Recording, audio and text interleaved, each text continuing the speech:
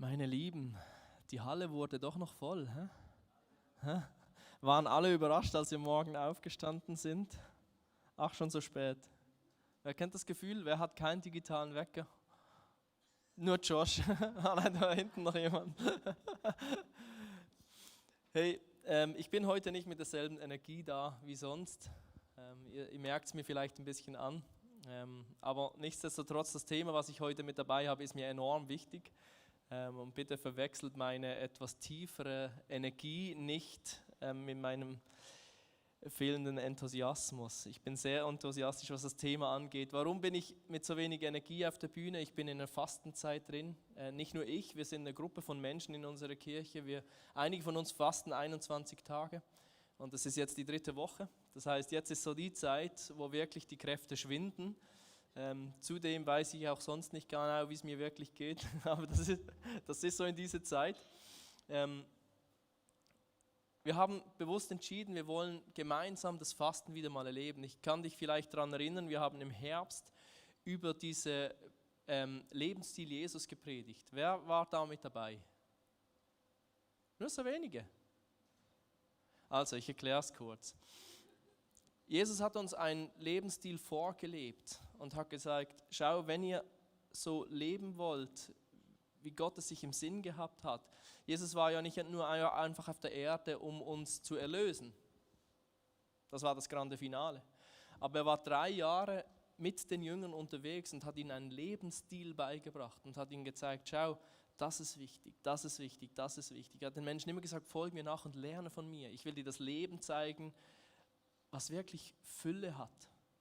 Und wir haben darüber gepredigt und ich habe in dieser Predigtreihe eine Predigt über das Fasten gehalten und habe danach gefragt, in der Predigt, wer liebt Fasten, und 5 Personen hier drin haben aufgestreckt. Kann sein, dass die Arme müde waren, aber mein Eindruck war eher, wir haben das Thema ein bisschen verpennt. Und deswegen haben wir gesagt, jetzt im Frühjahr, wir verfolgen mal eine doofe Idee und machen mal eine wirkliche Fastenzeit, 3 Wochen. Und einige Leute haben sich eingeklinkt, das sind über 30 Leute hier in der Kirche, die gesagt haben, ich mache teilweise mit. Einige haben 1 Tag gemacht, 3 Tage, 5 Tage, andere ziehen 21 Tage mit. Warum machen wir das? Wir wollen Jesus ähnlicher werden. Wir wollen ihm ähnlicher werden. Er ist uns vorweggegangen als Bruder von vielen, steht in der Bibel. Und wir sollen uns ein Beispiel nehmen an ihm, wir sollen schauen, wie er sein Leben gelebt hat. Und in dieser Predigtserie im Herbst, Lebensstil Jesus, da haben wir dieses Buch von John Mark Comer, Practicing the Way, oder vom Meister lernen in Deutsch, haben wir uns als Vorlage genommen und diese Übungen, diese geistlichen Übungen angeguckt. Und ich weiß nicht, ob du dich erinnern kannst, welche Übungen das sind. Wenn nicht, dann schau dir mal das Buch an oder schau dir die Predigten an. Aber Comer macht einen Punkt stark, er sagt, letzten Endes geht es darum, Jesus nahe zu sein, in seiner Gegenwart zu sein. Und das ist der Grund, warum wir fasten. Wir wollen ihm nahe sein. Und es ist faszinierend, kann ich dir sagen, jetzt in Woche 3, wenn dein Körper zur Ruhe kommt und gar nicht mehr viele Bedürfnisse äußert und du am Morgen aufstehst und weißt, das Einzige, was ich habe, ich kann mich hinsetzen, ich kann meine Hände öffnen und mich darauf verlassen, dass Gottes Kraft mich erfüllt. Und weißt du was? Er tut's. Der Mensch lebt nicht vom Brot allein, sondern von jedem einzelnen Wort, das aus Gottes Mund kommt.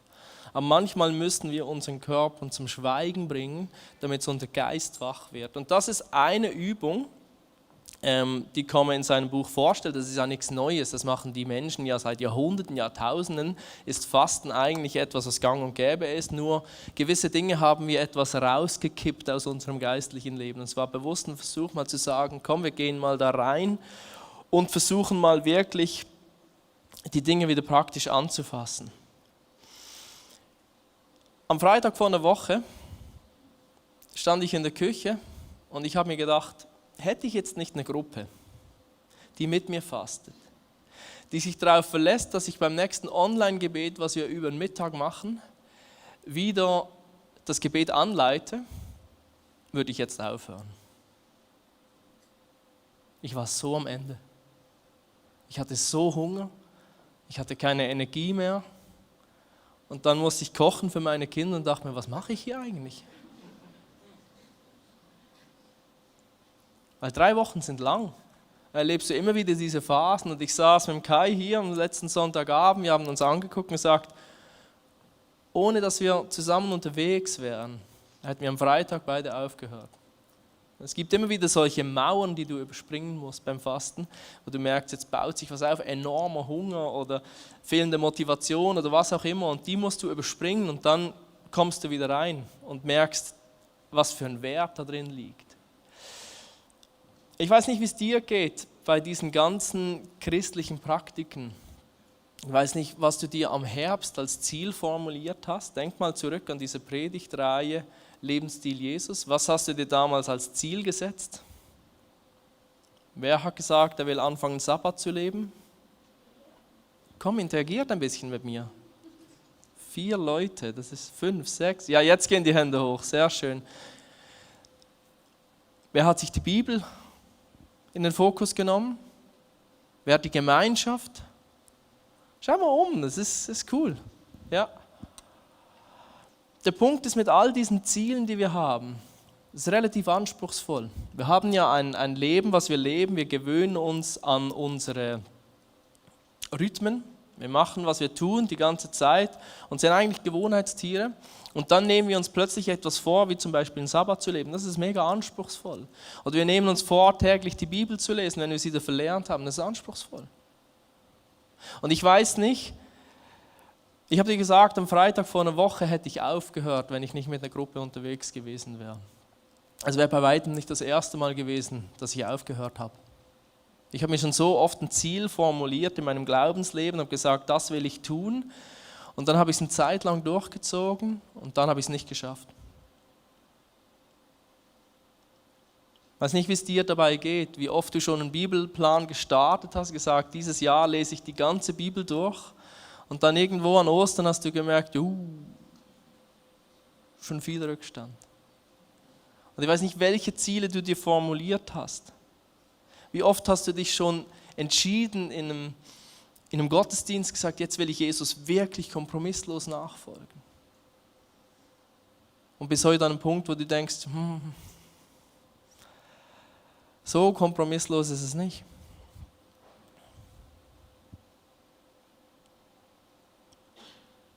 Den christlichen Glauben zu leben, Jesus wirklich nachzufolgen, erfordert eine ordentliche Disziplin.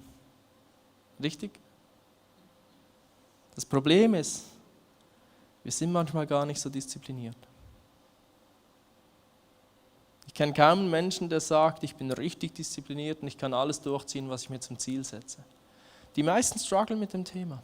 Die meisten von uns tun sich schwer mit Disziplin. Aber ich will dich da heute entlasten. Weil ich glaube, es gibt einen zweiten Aspekt neben der Disziplin, den wir massiv unterschätzen. Ich glaube, gerade wenn wir an der Disziplin zu beißen haben, ich glaube, gerade wenn wir merken, wir setzen uns immer wieder Ziele in unserem Glaubensleben. Wir wollen Jesus nachfolgen, wir wollen ihm ähnlicher werden, aber wir scheitern immer wieder ein Stück weit und merken, wir kommen doch nicht dahin, wo wir gerne wären. Genau dann ist dieser zweite Aspekt für dich und mich so relevant. Weil ich habe lange nicht die Disziplin, die ich mir wünsche. Ich glaube, eine erfolgreiche Nachfolge hängt nicht nur von deiner Disziplin, sondern auch maßgeblich von einer tragenden Gemeinschaft ab. Und ich will meine Predigt heute, das ist eine ganz, ganz, ganz einfache Predigt heute. Ich habe nicht viele Notizen. Eigentlich will ich, dass du nur etwas verstehst und ich glaube, du wirst es verstehen. Wir geben alles, damit dir das Bild bleibt. Ich glaube, eine tragende Gemeinschaft ist eine enorm wichtige Komponente in deiner Nachfolge von Jesus. Weil Gott hat schon immer mit Gemeinschaft gearbeitet. Immer. Als Adam alleine war, sagte es ist nicht gut, wenn der Mensch alleine ist. Und hat ihm Eva geschaffen. Gott sei Dank. Schon einmal überlegt, liebe Männer, was passieren würde, wenn die Frauen nicht hier wären? All dein Zeug wäre irgendwo im Keller und du würdest es nie wieder finden. Ja? Lasst uns ehrlich sein.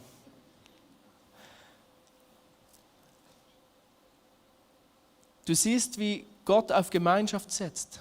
Er schreibt seine Geschichte mit einem Volk. Wir nehmen immer wieder die Bibel zur Hand und lesen es für mich. Ich lese die Bibel für mich. Was bedeutet das für mich? Aber wenn du die Bibel genau durchliest, merkst du ziemlich schnell, dass es immer noch um eine Gemeinschaft geht. Ganz, ganz viele Weisungen gehen an eine Gemeinschaft, an eine Gruppe von Menschen, an eine Familie, die mit Gott unterwegs ist. Zum Teil werden sogar Gemeinschaften gemeinsam gerichtet. Sie müssen gemeinsam Konsequenzen für ihr Handeln tragen, nicht das Individuum. Das ist für uns heute speziell, weil wir sehr individualistisch denken. Und das hat auch seine Vorteile. Aber wenn du in die Bibel gehst, merkst du, dass Gemeinschaft ein zentrales Thema ist. Jesus macht nichts anderes, er macht genau dort weiter. Er kommt auf die Erde, er sagt, willst du mir nachfolgen? Willst du dieses Leben, was Gott für dich bereit hat?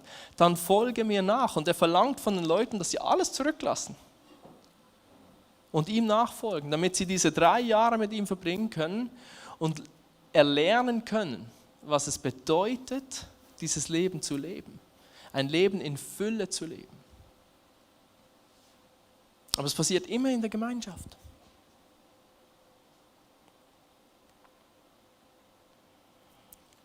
Wir enden heute mit dieser Serie Ecclesia. Ich habe auch was gelernt bei der Aussprache. Wir haben uns diesen Vers als Basis gelegt, Matthäus 16, 18. Auf diesem Felsen werde ich meine Kirche bauen und die Mächte des Todes werden sie nicht überwältigen. Spürt ihr den Enthusiasmus im Raum? Ich lese es nochmal. Auf diesen Felsen werde ich meine Kirche bauen und die Mächte des Todes werden sie nicht überwältigen.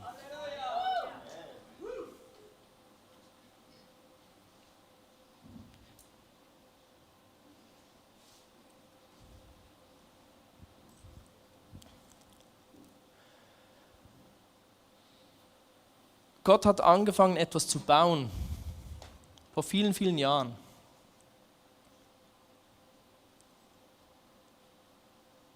Und er hat noch nicht aufgehört, er ist immer noch dran. Paulus schreibt es mal so an die Epheser, Epheser 2, 19 bis 22. Ihr seid jetzt also nicht länger Fremde ohne Bürgerrecht, sondern seid zusammen mit allen anderen, die zu seinem heiligen Volk gehören, Bürger des Himmels. Ihr gehört zu Gottes Haus, zu Gottes Familie.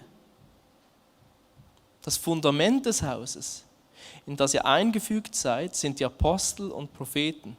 Und der Eckstein dieses Gebäudes ist Jesus Christus selbst. Er hält den ganzen Bau zusammen. Durch ihn wächst er und wird ein heiliger, dem Herrn geweihter Tempel. Durch Christus seid ihr auch auf dieses Bauwerk eingefügt, in dem Gott durch seinen Geist lebt.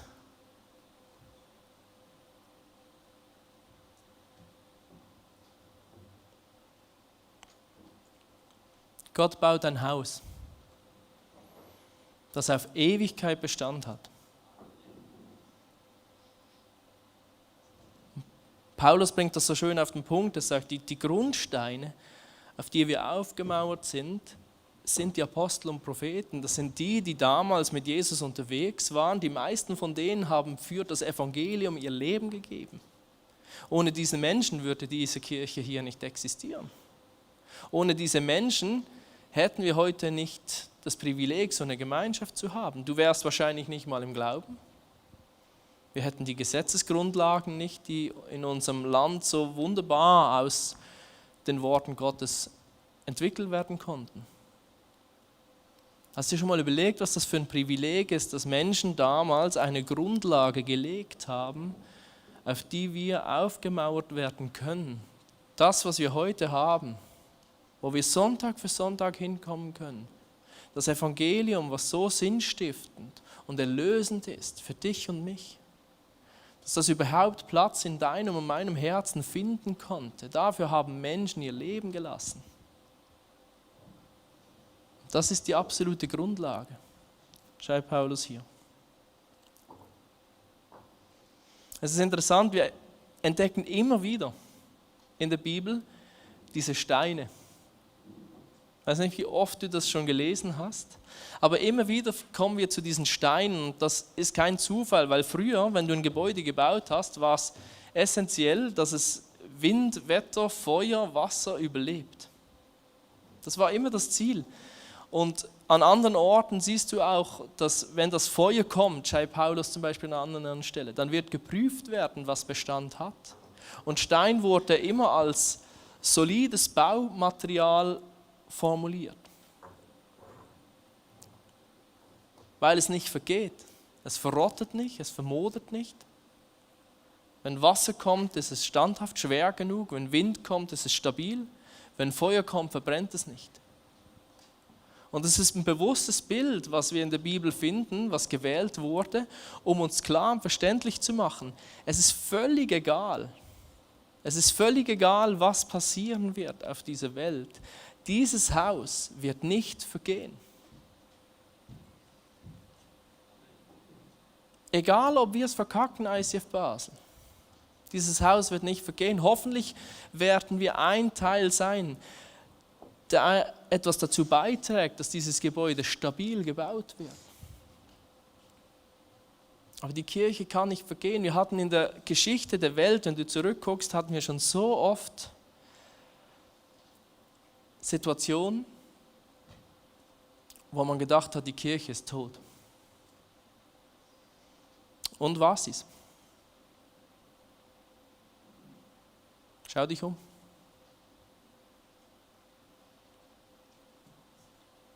So wird es auch weitergehen.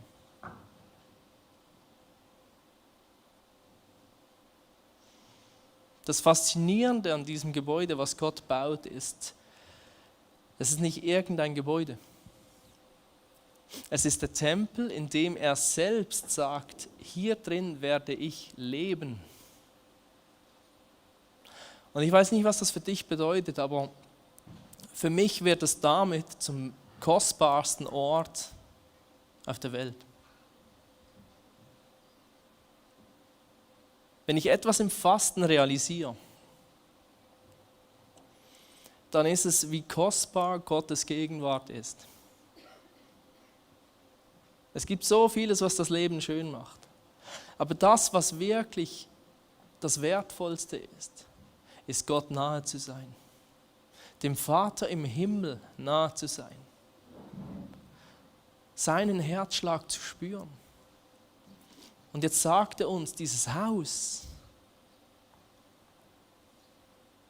ich werde darin leben. Ich persönlich werde darin leben. Damit bekommt es eine so viel höhere Bedeutung als irgendein anderer Verein, irgendeine andere Gruppierung. Es ist für mich das Kostbarste, was existiert. Und der Punkt ist, und das ist so schön, was die Bibel da sagt, du und ich, und das ist die beste Nachricht von heute Morgen, wir dürfen Teil davon sein. Wir dürfen Teil davon sein. Wir sind berufen, Teil dieses Bauwerks sein.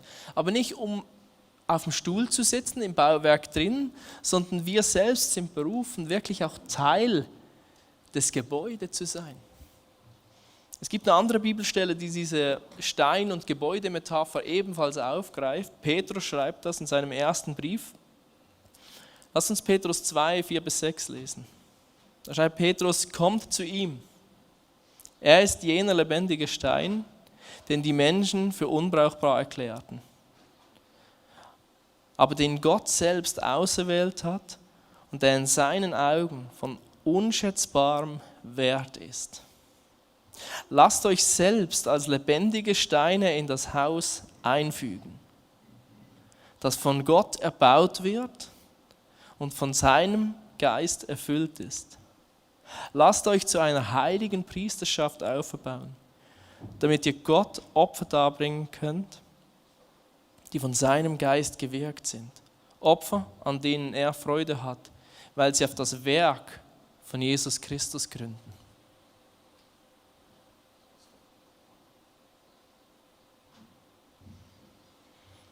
Ich weiß nicht, ob es dir auffällt, aber François mauert hier ein Haus, oder zumindest den Anfang. Und er ist der die Steine platziert. Die Steine platzieren sich nicht selbst.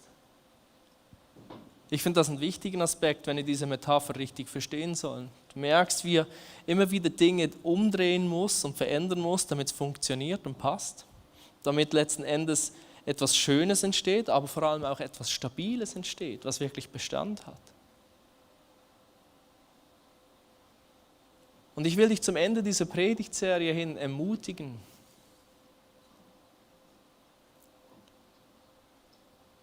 Lass dich von Gott einsetzen.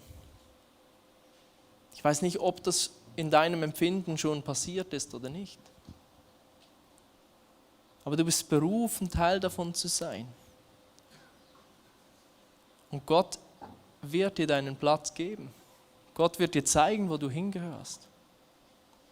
Das ist gar nicht so kompliziert. Du kannst sagen, Gott, zeig mir meinen Platz. Ich will wissen, wo ich hingehöre. Manchmal macht es auch über andere Menschen. Öffne deine Ohren, wenn dich jemand beruft.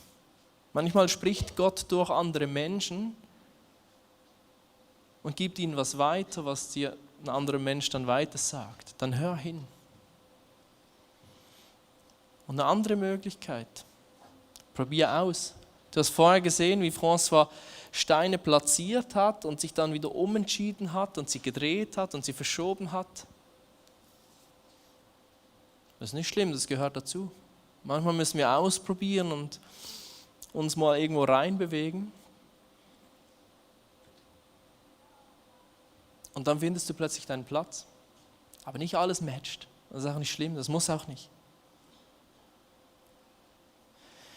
Ich will heute eigentlich nur noch auf dieses Mauerwerk eingehen, weil ich glaube, dieses Bild vom Haus, dieses Bild vom Gebäude, das wird immer wieder verwendet.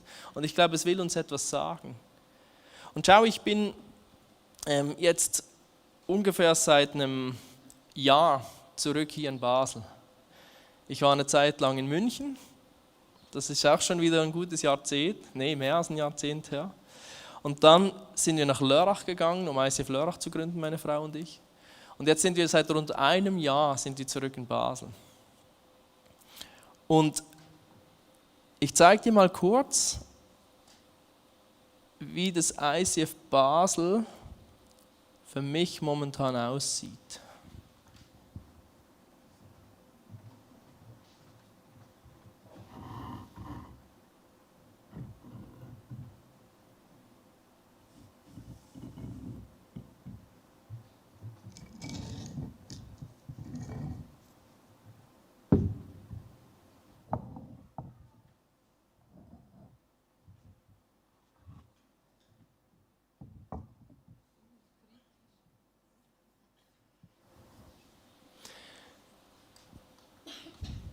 Wir sind Teil von Gottes Kirche.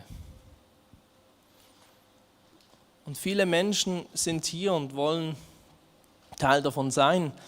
Aber ich muss auch sagen, was ich spüre seit einem Jahr ist, dass wir alle, nee nicht alle, aber viele von uns, wir haben so einen freundlichen schweizerischen Abstand zueinander. Wir wollen uns nicht zu nahe kommen. Meine Sünden gehen dich nichts an. Wie es mir wirklich geht, was wirklich in mir drin passiert, was wirklich mein Herz bewegt, teile ich den Menschen hier nicht wirklich mit. Ich bin schon hier, vielleicht alle 3 Wochen. Für Mitarbeiten habe ich momentan nicht so Zeit, mein Leben ist einfach zu voll.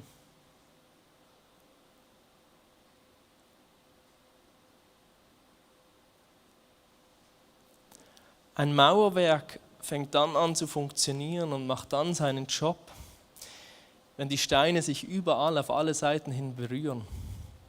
Sonst funktioniert es nicht.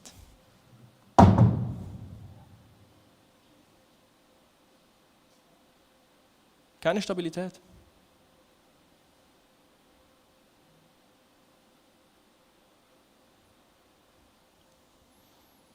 Es muss Berührung stattfinden. Es muss Berührung stattfinden. Es muss sein, dass alle Steine gegenseitig gefasst sind. Wenn das der Fall ist,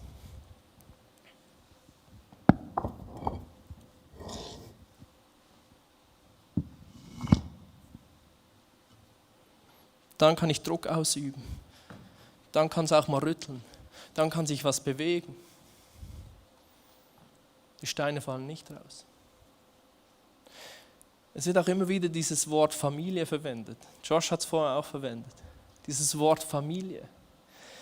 Und das ist immer ein bisschen gefährlich, dieses Wort, weil nicht jede Familie ist eine gute Familie. Nicht jeder kann auf eine Familie zurückschauen und sagt, das hat mir wirklich Halt gegeben, das hat mich wirklich gestärkt. Vielleicht hat deine Familie dich auch kaputt gemacht. Gott spricht aber von einer Familie, die sich wirklich Halt gibt.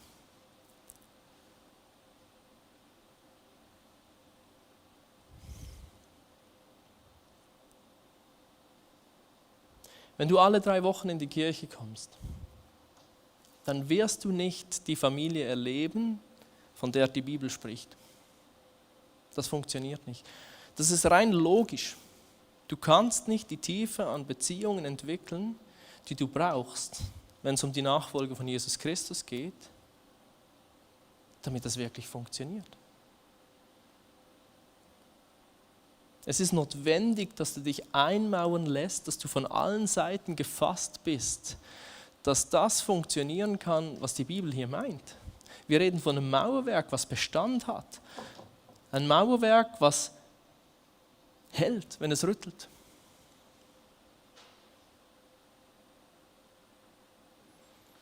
Wie kannst du prüfen, ob du eingepflanzt bist? Es gibt einfache Fragen zur Überprüfung. Wer ruft dich an, wenn du einen Monat nicht da warst und fragt nach, wie es dir geht?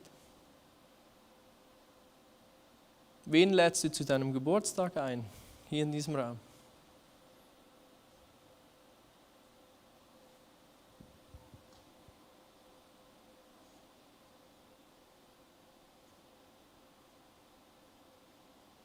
Merkt jemand, wenn es dir schlecht geht? Spürt man dir das an? Also vielleicht die größte Frage, blüht dein Glauben auf?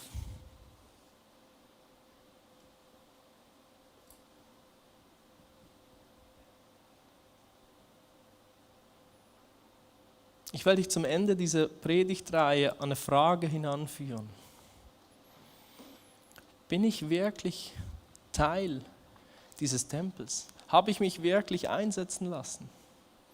Oder bin ich irgendwie noch so unterwegs? So, ich bin schon Teil. So halb. Weißt du, das wird dich auf dem Long Run nicht glücklich machen, wenn du Jesus wirklich ähnlicher werden willst. Und es geht mir gar nicht darum, jetzt für ICF Basel zu werben. Ich glaube, es gibt ganz viele andere tolle Kirchen in unserer Region. Wir haben ein Riesenprivileg, dass wir hier im Dreiländereck ganz viele tolle Kirchen haben. Du musst nicht hier sein. Wenn du dich hier nicht wohlfühlst und du merkst, nee, da kann ich nicht wirklich diese Nähe zulassen und an einem anderen Ort hast du dieses Gefühl, dann geh doch dort. Ich meine das wirklich dir zuliebe, weil ich glaube, du brauchst Halt. Du brauchst Menschen, die dich stützen. Du brauchst Menschen, die an deiner Seite sind, die mit dir unterwegs sind und dasselbe Ziel verfolgen. Aber du bist auch dazu berufen, wiederum andere Menschen zu stützen. Wenn du schon länger als 3 Jahre im Glauben bist, dann darfst du dir auch die Frage stellen, wen stützt du? Vielleicht kommst du immer noch für dich selbst in die Kirche. Dann ist es vielleicht dran, mal zu überlegen, wem kann ich denn Halt geben? Vielleicht ist es gar nicht so wichtig, was du am Sonntag bekommst, sondern was andere am Sonntag bekommen. Das ist unter Familie gemeint.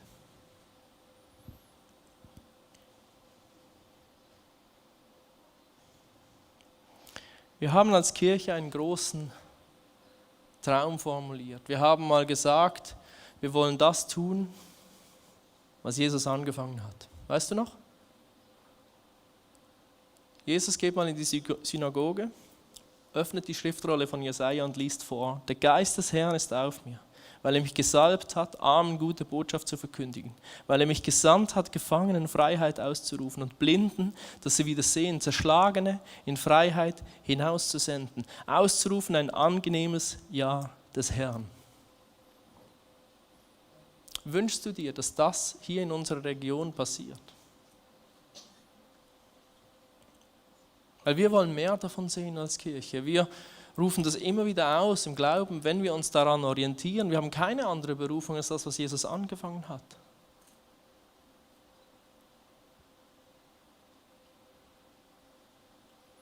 Ich glaube, wenn wir mehr davon sehen wollen, braucht es ein stabiles Mauerwerk. Es braucht ein stabiles Mauerwerk.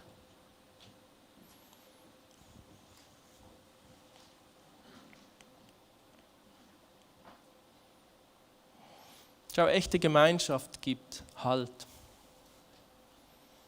Gerade dann, wenn du dich als Person bezeichnest, die nicht so viel Disziplin hat, so wie es viele sagen. Wenn du eine dieser Personen bist, wie ich, die immer wieder auf das Leben guckt und dachte, wow, eigentlich wollte ich wirklich ganze Sachen machen mit Jesus.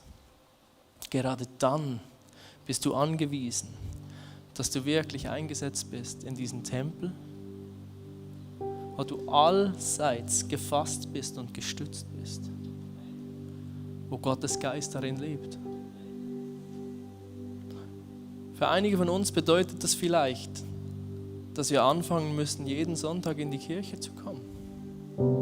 Gerade wenn du Kinder hast, ich will dir das als Vater zusprechen von 3 Kindern. Deine Kinder werden das nicht erleben, wenn sie alle 3 Wochen in den Gottesdienst kommen. Kinder brauchen oft Begegnung, Kinder müssen sich oft sehen. Dann entwickeln sich Freundschaften.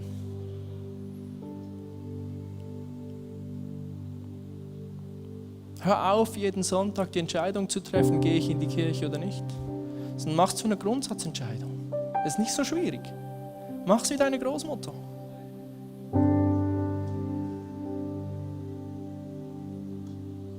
Das ist eine Entscheidung weniger, die du treffen musst, jeden Sonntag. Komm einfach. Habe ich Lust? Ist doch egal. Haben meine Kinder Lust? Ist doch egal. Das ist eine Regel, die wir als Familie getroffen haben. Gemeinsam. Und wir kommen. Punkt.